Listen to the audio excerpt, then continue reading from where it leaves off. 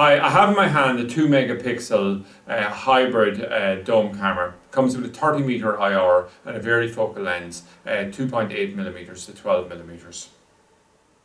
So the reason that we call it hybrid is it can support a range of technologies, and this is really critical in terms of it'll support CVI, TVI, AHD, and it's indeed backward compatible with 960H. And the reason that we've gone with that type of standard is that there's a whole multitude of different technologies in the HD space, and it's just critical that you have a camera that'll work with the full range. So for that reason we've gone with it. It's available with low cost small parcel shipping. And what I'll do now is just give an overview of exactly what we're getting here, and then I'll speak a little bit about the picture resolution, etc. So this is the outer box here. We've used instruction manual that's in English, and also then what we have is 4 screws and 4 plugs here. And if we come along, we look at the main event here, which is the camera. So it has a BNC connection here for running the camera back to the DVR, and then we have our power input here. And what we have here is a toggle, which allows us to adjust the technology that the camera's outputting here. So we've added on this sheet, which we've designed and printed out ourselves. So it just means that if we push up on the toggle here, it'll say for 5 seconds it'll move to TVI. Then if we push down, it'll be set the camera to TVI. Over to the right is AHD, and back to the left is back to 960H. And just interesting on that one setting here is actually lowering the output resolution of the camera, but it just means that if we had an older DVR there, this camera will be capable of working with it here.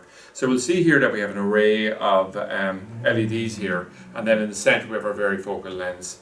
So we can adjust both the focus and also the zoom here, and what we have is just a little flathead jeweler type screwdriver here will get in and just adjust this for us. We can adjust the base here, and we'll use it for mounting directly on, and what we can do then is we can loosen this off and we can angle it in exactly the direction that we wanted to do it. One of the great features on this as well is that by pressing down this button here, we can actually bring up a menu on the screen as well. So it allows us to adjust settings. So normally we'll say adjust settings, we'll be doing it directly from the DVR, but here we can do it directly from on the camera here itself. So we can have a local meter here for setting up the camera directly and doing certain things on it.